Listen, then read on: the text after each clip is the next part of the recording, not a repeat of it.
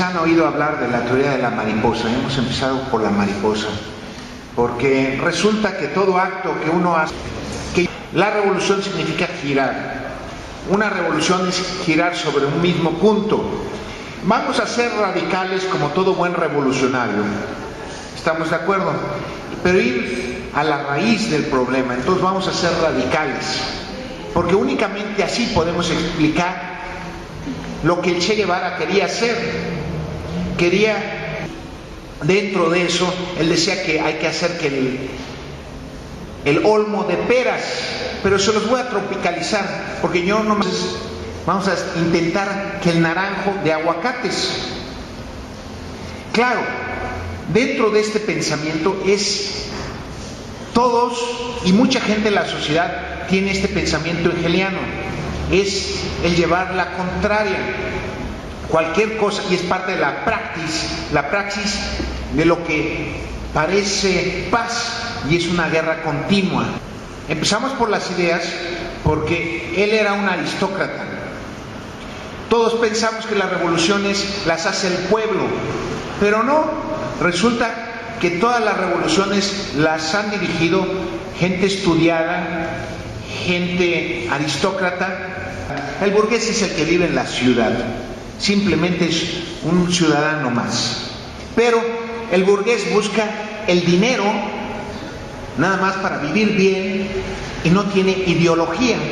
Ernesto el Che Guevara, desde muy pequeño,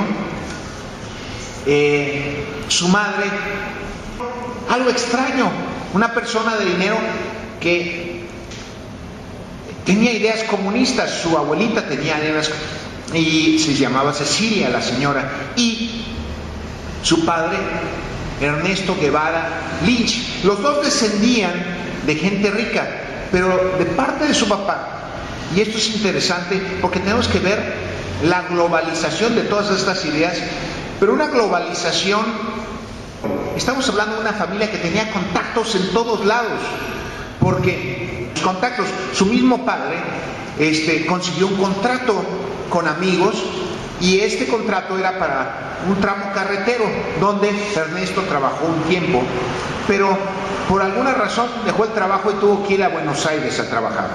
Él obviamente estudió medicina, y durante los estudios de medicina trabajó poco, pero los primeros trabajos que tuvo, los tuvo como todo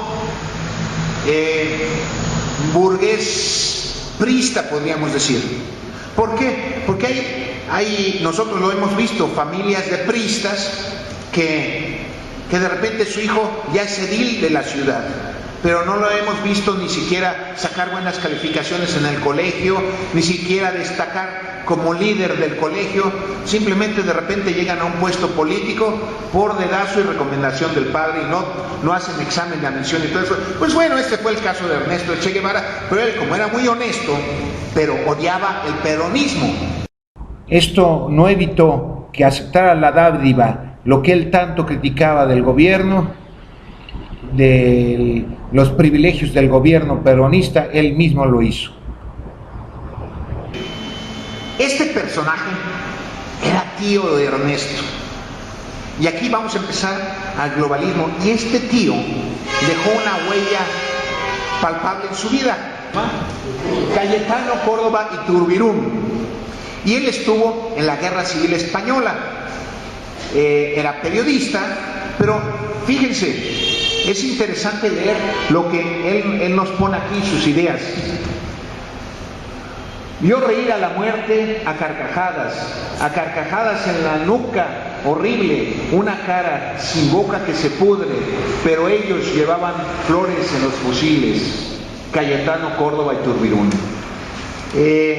Cuando el Che Guevara era joven, no militó en ningún partido por el conocimiento que tenía profundo del comunismo y de los partidos, aprendido en familia. Y el caso de Che Guevara es el caso de un político de generación, porque él nunca se alineó en ningún partido. Su papá y su mamá, hubo un tiempo que se alinearon a una línea antifascista. El brother, este personaje, en ese tiempo era el embajador de Estados Unidos en Argentina. Y dentro de los objetivos, yo les voy a demostrar que el Che Guevara tenía razón, que se puede sacar peras del olmo o naranjos del aguacate. Les voy a decir por qué. Porque este personaje, siendo aguacate, o sea, siendo Estados Unidos, pertenecía al Partido Comunista Norteamericano. Y este hombre empezó a generar esta clase de grupos antagónicos que se estaban juntando para apoyar el comunismo de alguna manera, porque fue el que ganó la Segunda Guerra Mundial y era el grupo que Ernesto Che Guevara pertenecía desde joven. Él, desde muy joven, él hablaba francés y él leyó a Marx y a Engels. Su mamá se lo hizo leer en francés porque él de joven. Es importante ver lo que hacen los padres en un joven y cómo pueden ir cambiando y generando un verdadero personaje, como decimos, un hombre de la máscara que lleva la batuta de la historia. Las redes del comunismo, las redes del imperialismo internacional comunista tienen contactos en todos los países y se mueven de una manera extraña y misteriosa, mas se entienden de generación en generación. Así es esta revolución. Que hay a todos los niveles. El New York Times habla de la gran democracia y de los beneficios de Castro y el Che Guevara, y le toma fotografías que no logré encontrar, por alguna razón esas fotos no las encontré por ningún lugar, del Che y de Castro, quizás no del Che, pero de Castro sí se sabe que traía escapularios en el pecho y un rosario en el pecho y decían que eran católicos. Después él se declara totalmente ateo. Entonces, si se fijan cómo Estados Unidos promovió, o gentes de Estados Unidos, porque Estados Unidos tiene dos vertientes: el pueblo y gente que está dentro del gobierno que gobierna Estados Unidos, y esto lo vamos a ver más adelante.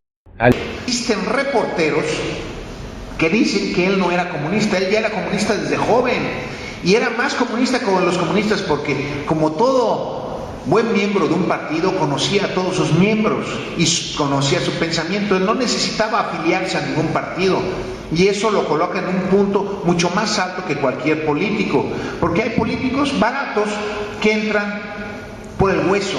Él no entró por un hueso, él entró porque ya conocía la ideología del comunismo. De hecho, cuando Castro lo conoce aquí en México, le dice a su amigo, a las personas que estaban ahí, que él era un literato del marxismo y del estalinismo, que ya lo conocía perfectamente, que nadie conocía más que él.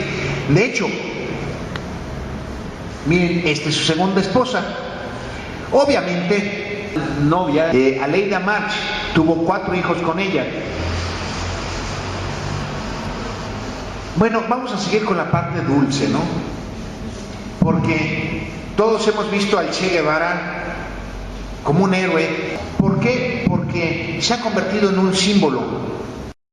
Los jóvenes que hoy usan las camisetas con la esfinge del Che siguen sus pasos y están totalmente unidos con él en el pensamiento.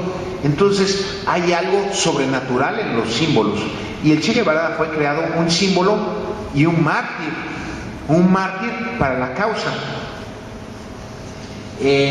Pero el Che Guevara, aquí tengo que leerles un poquito de la ideología del Che. No lo voy a leer, es muy breve, pero no me atrevo a cambiar sus palabras porque son contundentes. Fíjense cómo pensaba él.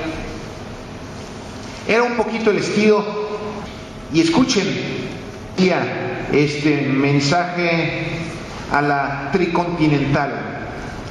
Esto decía: el odio como factor de lucha, el odio intransigente al enemigo, que impulsa más allá limitaciones naturales del ser humano y lo convierte en una efectiva, violenta y selecta y fría máquina de matar. Nuestros soldados tienen que ser así. Un pueblo sin odio no puede triunfar sobre su enemigo brutal.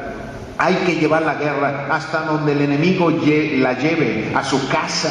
Escuchen esto, a su casa, a sus lugares de diversión, hacerlo total, que hay que impedirle tener un minuto de tranquilidad, un minuto de sosiego, fuera de sus cuarteles, aún dentro de los mismos, atacarlo donde quiera que se encuentre, hacerle sentir como una fiera acosada por cada lugar que transite. Eso significa una guerra larga y lo repetimos una vez más, una guerra cruel. Y la ideología es el primer punto. Las cadenas materiales se pueden romper, las cadenas, la opresión se puede levantar, pero cuando una idea atrapa a una persona, ya no la puede atrapar, no, es muy difícil salir. Marx decía, esas ideas y esas cadenas son demonios que solamente se pueden disolver subyugándose a ellos. Estamos entrando a un mundo, de repente brinca Marx, que era ateo, de repente está hablando de demonios, de repente ya está hablando de un mundo espiritual. Siendo ateo hay una incongruencia, pero bueno, no hay problema. El olmo tiene que dar peras y es la unión de los contrarios. Ya vamos entendiendo el comunismo, ¿verdad? Y esas revoluciones. Y un punto que quiero decirles, la revolución no es algo cíclico, no, la revolución es una continuidad dentro de la historia. Me acuerdo hace unos años que vi a Castro que levantaba la mano y decía ¡la revolución! Y caray, dije, ¿con qué énfasis dice? Yo teniendo mala ortografía inmediatamente lo vi con letras mayúsculas, ¡la revolución! ¿Por qué? Porque la revolución es una institución nacional. Es por esto que les estoy haciendo ver las cosas de diferentes ángulos, porque la revolución cubana y Castro no estaban aislados. El Che no estaba aislado en Argentina, tenía relaciones internacionales, familiares y políticas. Pero no hay revolución que no empiece con sangre, a diferencia del cristianismo.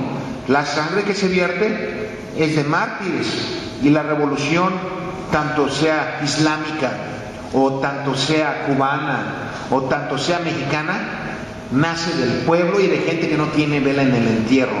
Que el problema comunista no es un problema económico, es un problema religioso. Yo no conozco partido comunista o de izquierda que no tenga una bandera roja. Y si no falta la bandera, tampoco falta la sangre derramada del pueblo que es sometido a la tiranía del Estado. Trabajando, todas las revoluciones tienen a sus maniáticos. Lenin, Stalin, todos han tenido sus maniáticos, pero a sus maniáticos tarde o temprano hay que eliminarlos, porque esa gente criminal. Entonces las revoluciones siempre acaban guillotinando a sus héroes. Y quiero hacer una aclaración: al Che Guevara no lo mató la CIA, al Che Guevara no lo mató Castro, lo mató la misma ideología como a Luis XVI, que lo dejan solo a la muerte. Entonces el mismo partido político, igual que todas las revoluciones, la misma revolución le cortó la cabeza. Pues la verdad es un hombre que nos permite admirar, porque la juventud es el momento de cambiar al mundo. Y cuando nos presentan esa película del Che Guevara en su viaje en motocicleta, pues todos quisiéramos ser ese joven que cruza. Pero hay que ser como el Che, hay que ser aristócratas, hay que tener razones y motivos, pero no hay que encadenarnos, como dice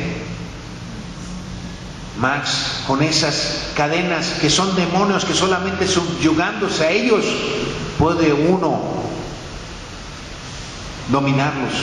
Entonces, pues Dios lo tenga en su gloria.